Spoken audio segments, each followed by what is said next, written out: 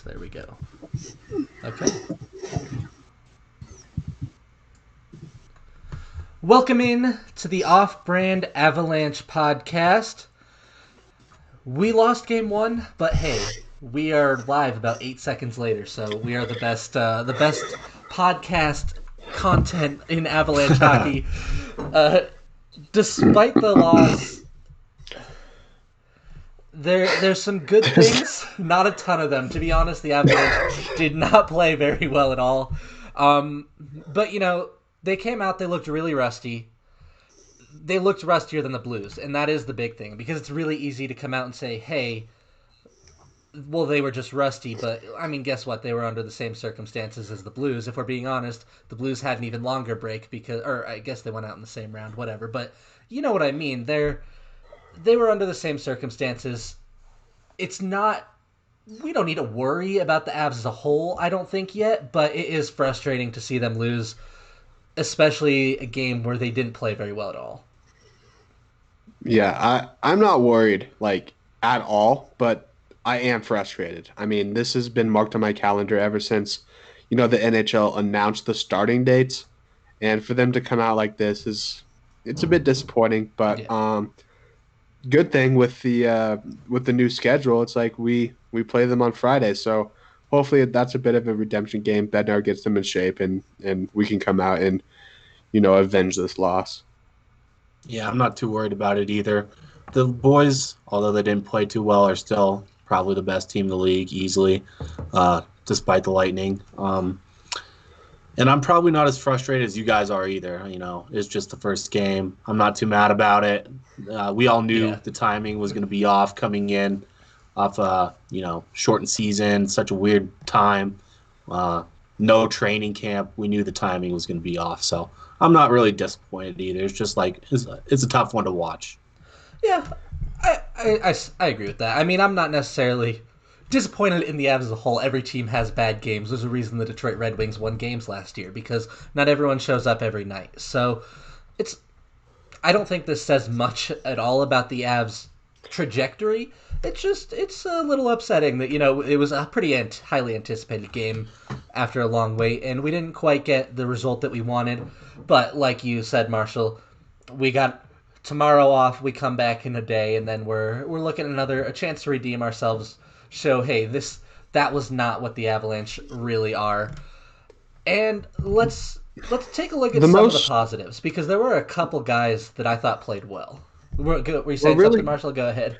Really quick, I just think the most frustrating part for me tonight is that the Blues entirely played their game, which is just, lockdown defense, kind of grounded out for the win, and the Avs just didn't play their up-tempo offense whatsoever. We had some flashes of McKinnon in the second period. Makar looked decent at times, but for the most part, it's just like the Blues just played their game, man, and, sticks in the right places, winning those stick battles, those board battles, and just the Avs couldn't do anything about it, which is a little bit disheartening to me. I thought they'd be a little bit more ready to go, but with just, a brief training camp and no, preseason games, it's kind of to be expected that the Avs, came out a little bit slow just because of the style of play in comparison to the Blues. Yeah, and you touched on those board battles. It wasn't even as much that the Blues were the first ones there. A lot of the time, the Blues just reacted a lot quicker. One play sticking out in my head in particular, McKinnon goes into the corner with Parayko, and Parayko pins him to the wall. It's very clearly a puck battle, and I don't remember who his D partner was on the play, but he turned to go to the puck about 3 seconds before Mikko Rantanen did. It was just the Blues looked like they had it. Their heads were sharper, and they were a little bit better with their touches. The Avalanche, I texted Marshall in the game, it looks like Belmar's out there making drop passes to Casper. There's just drop passes to absolutely no one. McKinnon had one himself, actually. So it looked like the Blues were more prepared than the Avs were today. I mean, to be honest, no one was sharp, but that's kind of what you'd expect from a high tempo team like the Avs are. So I'm not worried, just a bit frustrated. I was expecting a little bit more. I was looking forward to this for a while. is definitely frustrating watching them not win those 50-50 battles. But, most of the time, I was just really evaluating the team as a whole. So it was really good to see Taves and Saad. Saad kind of disappointed me a little bit, but Taves with that Oh my hit goodness. was pretty sad too. I didn't want to see him go out like that, but at least he came back and he played decent. Nobody in the Avs played great, but Yeah. Saad disappointed me the most out of the new players, I should say. Yeah. Dude, he was invisible. Yeah, And I when didn't he notice was him at making all. plays, it was skating in 1-on-2 and not really having a move, just kind of skating until the defender ran into him. I saw that a couple times out of him.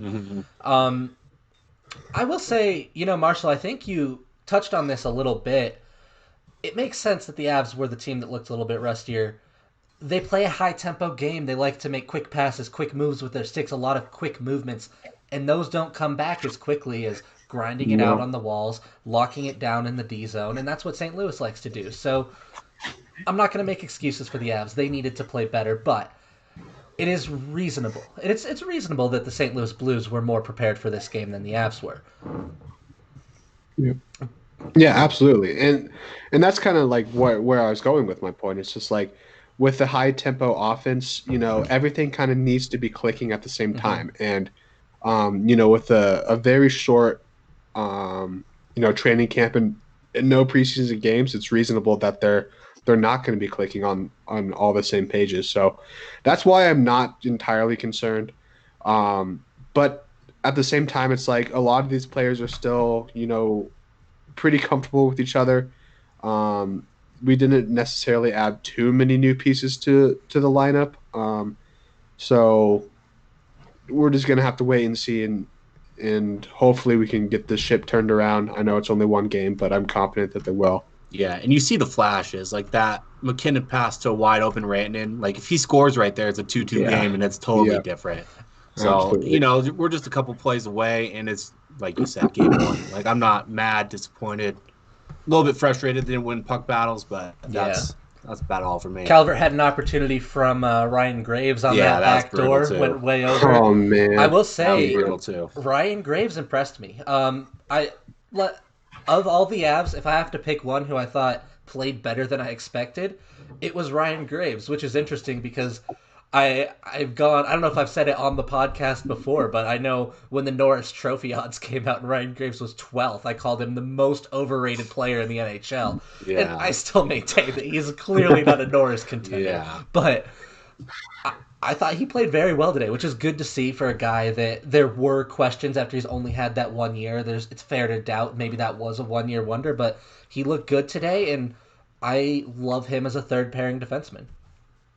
Yeah, I think that third pairing was maybe our best pairing Yeah. overall. Like Ian Cole was out there making plays, throwing his body around. Definitely like that third pairing. Makar was moving his feet here and there. Still making a little bit of those Ricky-ish mistakes. I did like Gerard in the first couple of periods. I thought he was an automatic breakout. Mm-hmm. Like, but then once the third period came around, I thought he was a bit invisible as well. And I think everyone was invisible in the third period. There's no one that stood out in the third period to Yeah. me at all. There's a couple guys we can touch on, I guess, a little bit later that stood out to me in the first and second It periods. frustrated me a little bit. Like you said, no one really seemed to stand out in the third period.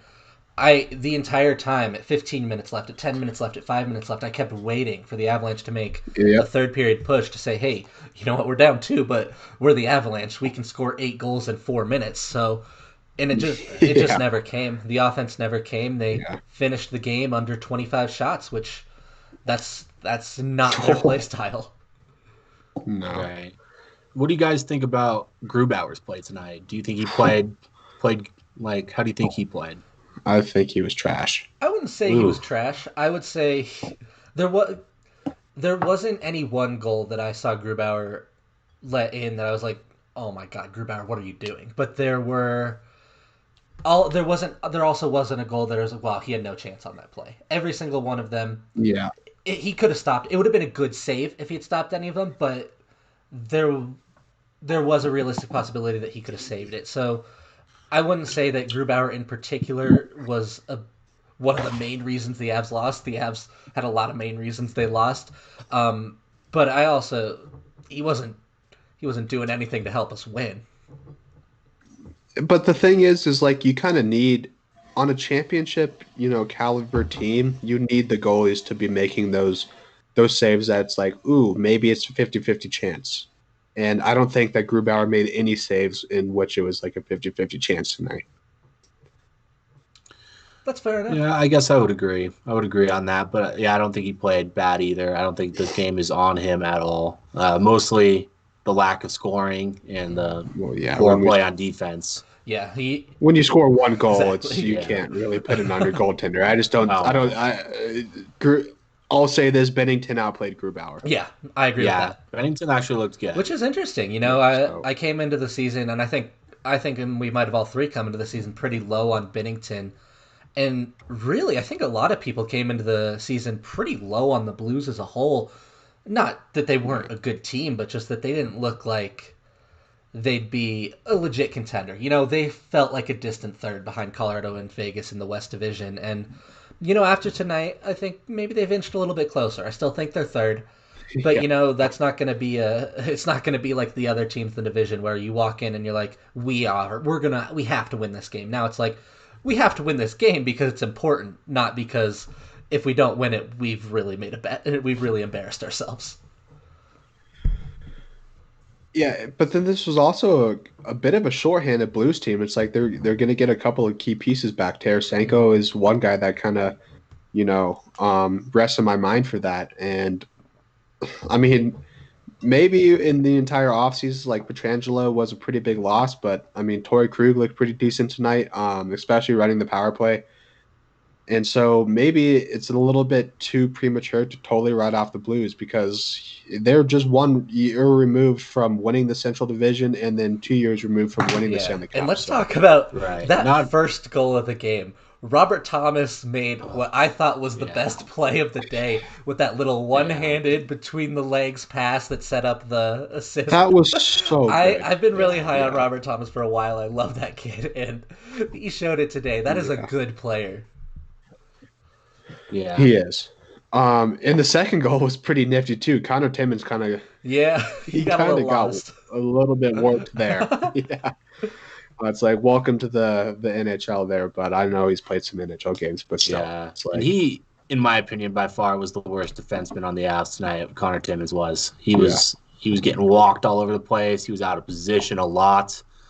He just did not look, like he knew what he was doing out there. He looked better in But the playoffs than he did That's tonight, okay. for sure. He did, which is very surprising. So I'm just going to chalk that up to rust Yeah. and no timing and stuff like that. Yeah.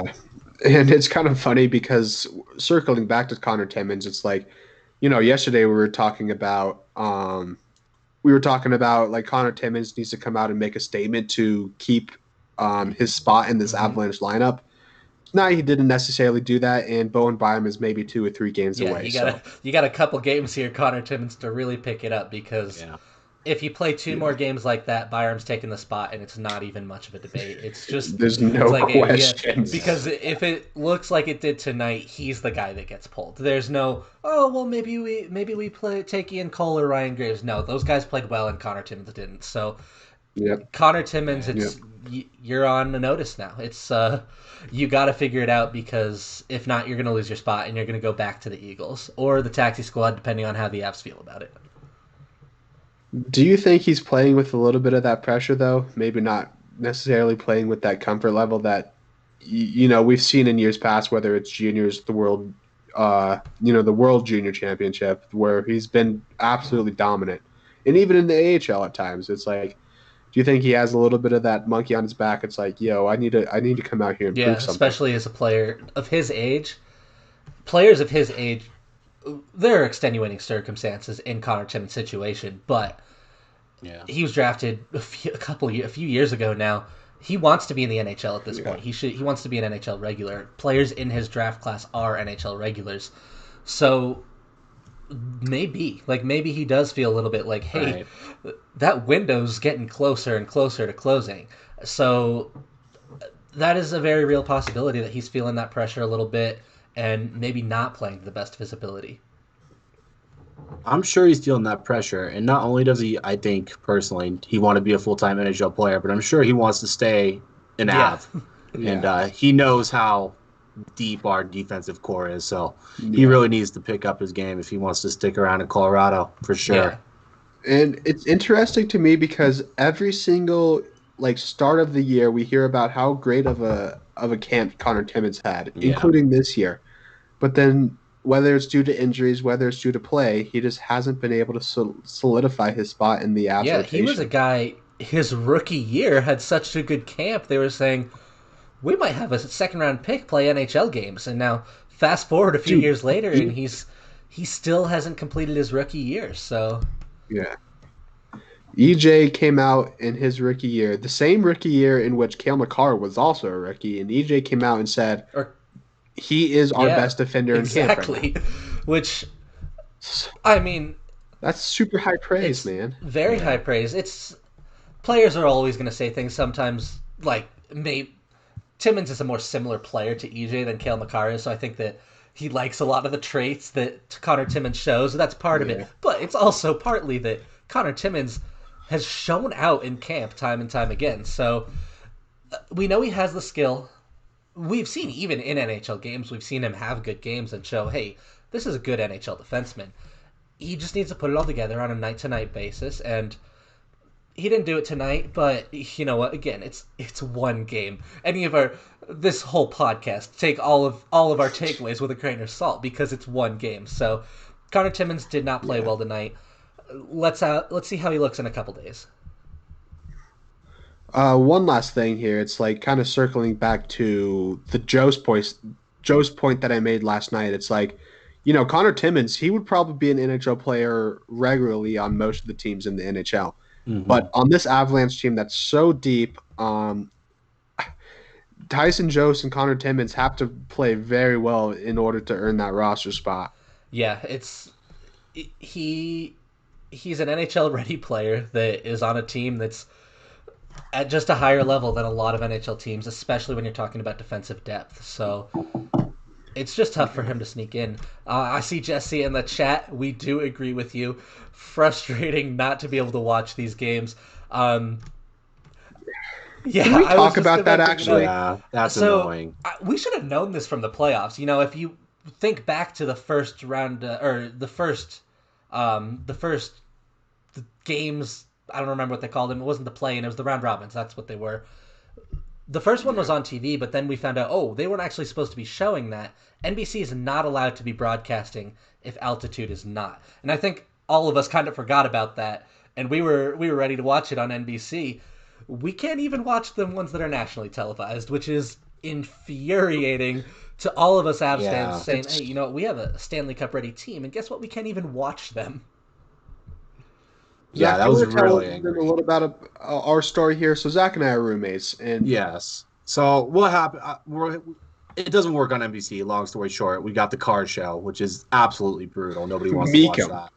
Like, what the fuck? So I have to go get my laptop, and I fucking drop it. It like almost breaks in half, and we missed most of the first period. It was absolutely brutal. I just wish it was on NBC. Like, come on, you guys need to get a deal done. the thing is I don't understand. It's like the Nuggets on nationally televised games, we can Yeah, still we can watch watch them. them Like, when they're on well, the Nuggets TNT. play tomorrow night. Tomorrow night, the Nuggets play the Warriors nationally televised on TNT, and we can Well, watch it's that. because Comcast owns Why? NBC, I think is the main reason for it.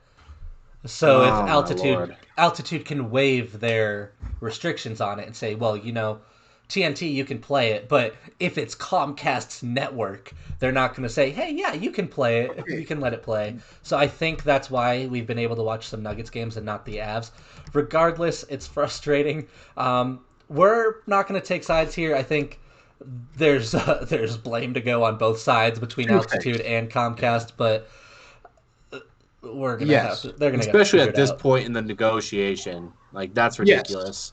Two things. And Well, actually, go ahead. that was Zach. probably the most frustrating part of the night, really. It's not even Yeah. Avalanche. It was not being able to watch a game on NBC. Like, that was Yeah, the I'm most watching frustrating my part to stream me. at about 8 frames per second, which I'm like, I'm trying Yeah, to do a bro, good like, what analysis the of the fuck? game. It's I'm like, so oh, bad. I don't understand. Two things that's actually three things that's all like super frustrating to me. So one, Zach already mentioned it, that it's been this long and there's nothing that's happened. Two, it's like Comcast is being so stingy that it's like we can't make any sort of deal. And three, that Altitude hasn't created some sort of like streaming service for us to watch it. Yeah, you Like, would think they'd have that out by now. You know, they've had time to work on it. I'm guessing maybe they didn't think this was going to drag on this long. So what is the future of I don't that, know. man? It's so I've frustrating. Like last season, it was fine for one season, but now that the Avs are coming in, perennial, like, dude, as betting favorites to win the Stanley Cup, and 90% whoever doesn't have DirecTV can't watch this team, like like legally and within the rights is baffling to me. yeah, it's past the point of being okay. At this point, it's you got to get something figured out. So we can hope that at some point this season a deal does get done so we can watch some hockey. One of the thing personally that I hate the most about the stream is being 30 seconds behind, which I know most people don't care about, but to me it's just mildly infuriating. It's the only time I respond to like text between either like you, Billy, or my dad, who is actually able to watch it on national TV because he has direct TV. It's like I just close my laptop up a little bit, put my phone on do not disturb so I don't miss anything. And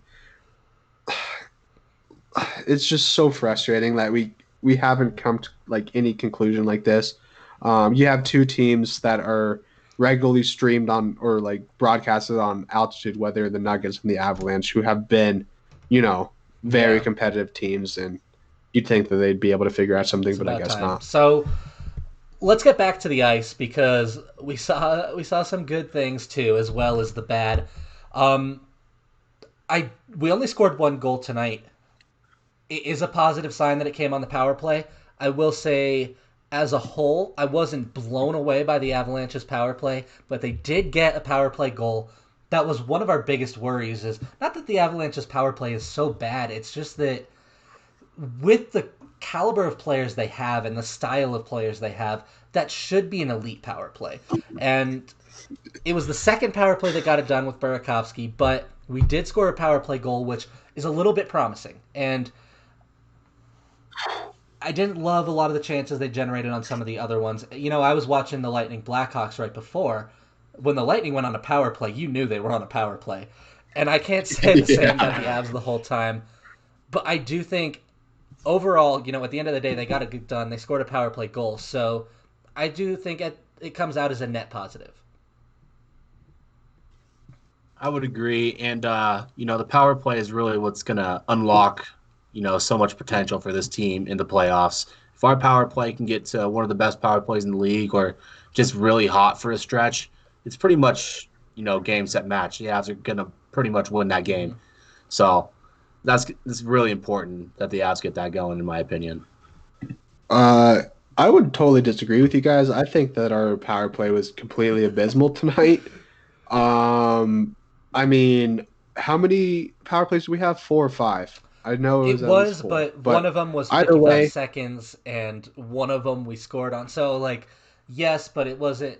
So I will give him that. but either way, even like the power play that we did end up scoring on, which was in the first period, and I didn't catch too much of it because Zach and I were dealing with the blackout restrictions and all that. But either way, dude, there was not a ton of movement, and when there was, people were kind of hesitant to shoot. I feel like we couldn't enter the zone. I don't necessarily. I feel like they were trying to do something a little bit different than the whole McKinnon drop pass type thing.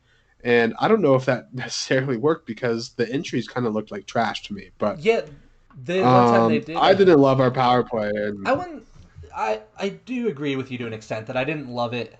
The Blues do have a bit of a, a pretty good penalty kill, so it makes sense that the Avs they are do. struggling to work around a good penalty kill. But at the same time, I do want to see more movement. I want to see more cycling. We did see Nathan McKinnon try and move up to the point and let Cale Makar slide down, but then he made a drop pass to the blue line and let them get a 2-on-1. So they're I'm hoping that it looks like they're trying to work some things in and maybe have in nailed it all down quite yet. Maybe the players aren't all on the same page because they haven't worked on this in game so far. So while I do agree with you, Marshall, that at times it looks pretty bad, I do think I saw some promising signs. I think that Nathan McKinnon, the one time he did get that really good zone entry that almost got the breakaway. So I like some of what I saw, and I think that it's promising in that the Avs, it's better than it was at times last year. That's what I'll end with, basically. I don't know. To me, I guess it looked a little bit like it was last year, but I guess I'm on a bit of an island on that one. No, I guess I didn't necessarily love it either, but the zone entries have been a problem going back to last year and years before. So, as much as I do love the McKinnon drop pass, there's only so many times you can do that. It's almost comical before the team picks up on it. Yeah, it really is, because it was our only clean entry we had. But it it's works. like, well, sometimes. Well, because sometimes it's McKinnon, but when Comfort's going, it's like it doesn't work. It's like, I guess there needs to be some alternates, but at the same time, it's like if it works, even 70% of the time, and you have some sort of alternate, entry, then run with those two and kind of keep them on their toes. And McKinnon is, for my money, the best player in the world. Maybe second. Connor McDavid and him kind of go back and forth, but either way, I think you need to have the puck on his stick entering the zone. And at times, I feel like they were kind of trying to get some other people involved. But Billy, you did make a good point. It's like the Blues do have a pretty freaking good penalty kill, and they were just playing Blues hockey, kind of like going to this comment that Scott said. They did play Blues hockey. Yeah, man. that's what the Blues do, and the Avs fell into their trap today. The Avs need to be dictating the pace. That's how they win games. If they allow it to become a grindy style game, they're not going to win, because that's not what the Avalanche are. They're quick, they're small, they're electrifying with talent. If you turn it into a slugfest, the Avs are going to lose, which is why when the Avs are playing at their best, they score 6 goals in a game because they've got so much free ice. When they're playing bad teams, they're skating all around you. So the Avs need to do a better job. Like the Tampa Bay Lightning are very similar, which is why I keep going back to that comparison. What they did against the Blackhawks is they dictated the pace. They had free ice. Everywhere they went, they were quick. They had time. They had space. They scored a ton of goals because they didn't let the Blackhawks outmuscle them. And part of that is that the Blackhawks also want to play a quick-paced style similar to the Avs and the Lightning. But the Lightning won the Stanley Cup because almost every game they dictate how the game is played. And the Avs do that usually too, but they didn't tonight. Yeah, especially with a team like the Blues, you can't go down. It's going to be really hard to come back on a team like that, and they're only going to get better. Like you guys, Marshall already said, Tarasenko's coming back, and don't forget Hoffman has a 20-goal score too, which is also scary. So the Blues are slept on, for sure. Definitely. They're slept on, and they probably shouldn't be at this point. Yeah, I would agree. Definitely need to be a team. This loss isn't devastating in any way, but we need to start taking wins from the Blues because the Blues, the Knights, and the Avs, they're all going to come out with winning records against the rest of the division. Yeah, but you touched on it yesterday, Billy. That first spot in the division is really, really important this year. It is. Like, I do not want to finish second or third. Like, that's a battle in the first round. We got 7 more games against the Blues. Circle back I think we need to win 5 of them. We need to come out with the series against one of them the is Friday. And the Vegas Knights. Yeah. One of them is Friday. So my question for you guys is, how would your guys' mood feel if we came out with a loss on Friday or a win? Like, how much importance do you put on Friday's game? To me, it's a bit more important than I feel like you guys might. Yeah, let's see. Well, I definitely think it's important. You don't want to be down 2-0 in the season series to one of the teams that you're legitimately competing with for that division title. At the same time, I'm not gonna talk about the Avs collapsing if they lose, but I will be much, much happier if they win. I will be more upset if they lose that game than I am at them losing this game.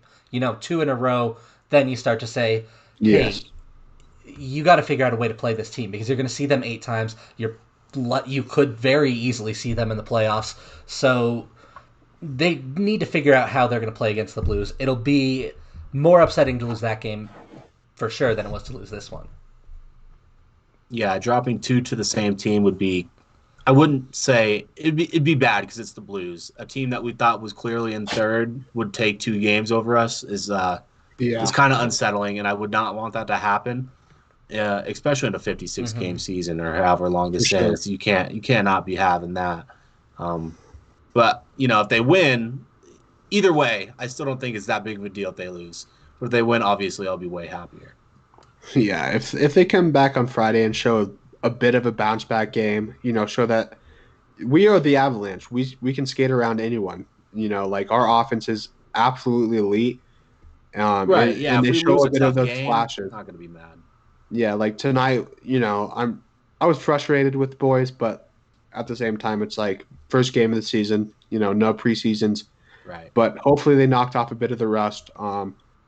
And if we can come out and show on Friday, it's like, this is why we are the betting favorites to win the Stanley Cup, then I'll be very, very happy. And that's kind of my point. I kind of want to be happy with this team, selfishly. Yeah, fair enough. I mean, I still like where the Avs are at. At the end of the day, I still think we're a better team than the Blues. I still think that I still think we'll win the division, but this is kind of a wake up call for Avs fans. We've been cruising through the offseason with our heads held high, saying this cup is as good as ours. Let's take a step back. let's take the games as they come. Let's focus on the teams that we need to beat. Take it one game at a time and get some wins here because no one's just going to hand you a Stanley Cup, and every team's going to face adversity along the way, and this is just one sign of that. Right. There's a reason it's the hardest trophy to win, and it starts on game one. Like it starts right now. So here we go. Yeah. Did any players truly stand out to you guys tonight? In a good way or I mean, a bad McKinnon, way? he was skating all over. He got that breakaway by just blowing through everybody. He played good. He made a great pass to Randon. Like I said, if that goes in, the game's totally different. I think he played he played well. very good flashes where you're like, oh, that's Nathan McKinnon. But he Second did look period rusty. flashes. He did look rusty at times. And there were I've said it a couple times with that drop pass into the middle of nowhere. But that's to be expected with his, like we've said, with his style of play. He's not always going to be on the same page, especially with a few players on this team that haven't played with him before. So I wouldn't say there was anyone that I thought played really well. I did mention that I thought Ryan Graves had a pretty good game. There also wasn't anyone that I'm like, oh my god, get that guy off the roster. He was awful. Everyone was just kind of their standard blah. Not a great game. Let's reboot it. All right, I got a question. Who are you most excited to see in game 2? Well, really quick, I'm going to kind of circle back to my first okay. question. I kind of think Calvert had a really good game. Oh, okay. Yeah, he played well. I wish he would have scored that goal. Yeah. That would have been a lot. Yes. That would have been big time. Okay, but I do still feel Calvert's not the guy that you're looking to carry the team, but he was agree, out there but it was grinding, wide open. playing the Cal. Yeah, I understand that's not a, but at the same time, that is one of the great that is, looking back on it, it's that is one of the greatest Avs scoring chances in the entire game. Yeah. That's true. And so for him to get in that position, you're not necessarily looking for Calvert to carry the team as a whole, but at the same time, I do kind of feel like he was grinding out there, making some plays. There's a specific time in the second period where he drew that penalty that, Joe should have shot that fucking puck, but I just, yeah, but I thought I liked his game tonight. He was my biggest standout, I suppose. But Zach, to your point, I do like McKinnon, but I think McKinnon was very dominant in the second period. The first period he was okay. Third period he was a bit invisible. Yeah, I would agree. And that's probably my favorite part about Calvert is that's what he's going to give you on a nightly basis. It doesn't matter if the rest of the team is playing bad. That's what you're going to Yeah, get you from him. don't see a ton of So his. I You would don't see agree. a ton of bad games out of Calvert. He's not a superstar, but he Right. plays his role and he plays it well. Right. Okay, Zach. Going back to your question though, who you're most excited for in the Yeah, second in the game? second game. I personally want to see Connor Timmins have a Oh, Philly. bounce okay. back. Like we talked about it Yeah. earlier. I didn't necessarily see what we wanted to out of him tonight. Still a very highly touted prospect, a guy that I'm excited for. I'd like to see him have a bounce back game and show why the Avs are so high on him. Yeah, that would be very, very encouraging if I could see that in game two from him. But I was going to go back to Sod just because he was so invisible this first game. And, I didn't really notice him whatsoever. He didn't really touch the puck very much, wasn't in or around the Intimidating. play. And I really just want to see. I haven't really watched Sod up close, only in the national televised games you see of Chicago. And I'm excited to see what he can bring to the team for sure. So for me on that, I know it's pretty freaking cliche, but McKinnon, man, like if we can get some of those elite plays that he made in the second period, just Hmm. all around, and some of the players around him, including himself, can finish off some of those opportunities, then this is why he is one of the top one or two players in the NHL. And I know, not personally, but I know that he is taking this loss pretty, you know, pretty sourly. So I'm looking for him to come back in game two and just be a Yeah, menace. this is a Yeah, I sure hope bit of a so. new feeling for Avs fans. I mean, I know in the last couple of years we've come out of the gates red hot. I still think we have a chance to do that this season. Bounce back in a couple of days here, and then just go on a roll. But it's pretty late here right now. We're recording this immediately after a late game. But before we do get out of here, do you guys have any last things that you want to talk about? I will say it might have sounded like we've been pretty harsh on the Avs throughout this 36 minutes, but that's what happens when you're a Stanley Cup contending team and a And you favorite to lose. win. Every game gets Yep. dissected, so that might be why. But My last comment is I do appreciate anyone that's watching, commenting. hmm Definitely gives us something to talk about. And like you guys, we're just fans. We don't have the inside access to the locker room or anything. We're just kind of dissecting what we see as diehard Avs fans. So it's important for you guys to comment and give us a little bit of Yeah, that we feedback. appreciate all of you guys. And while you're down there in that comment section, don't forget to leave a like. It really helps us with our growth. And subscribe to the channel. Check out some more of our podcasts because we will be live all season dissecting some of these Avs games, talking about trends as a whole. This is an exciting season for Avs fans, even if it didn't start off perfectly. We cannot wait to keep bringing you guys the Avalanche content. So go ahead, leave that like, subscribe to the channel, and we